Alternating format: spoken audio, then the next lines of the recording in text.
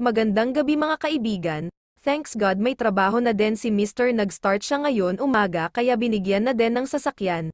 Salamat at sinagot ang mga dasal namin mag-asawa. Nataon kasi na Christmas noon kaya natagalan ang update ng mga inaplayan niya na trabaho kaya very thankful kami talaga dahil hindi kami pinabayaan ni God kahit na madami ang pagsubok na dumaan sa buhay namin pero dito pa din kami matatag dahil sa mga anak namin. Mahirap man pero kailangan namin talaga lumaban. Sabi nga nila habang may buhay may pag-asa. Kaya laban lang tayo, yan ang lagi ko sinasabi sa aking asawa dahil minsan nawawala na din ng pag-asa. Mahina kasi minsan ang loob ng aking asawa.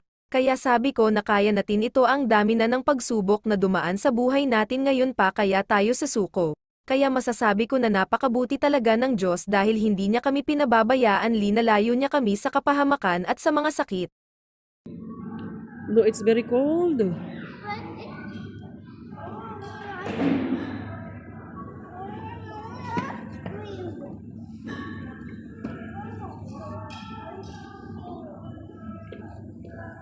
He said always one Two ice bags, cream all man. the time. Need about, should have brought about 5. It's very cold and then we don't have space in that one. There's no space in the freezer, Stuart. I'll get you. Mummy will take you to the shop tomorrow and get you some ice cream from the bottom shop, okay? Is that okay? Because they sell little ice cream. Yeah, sweet.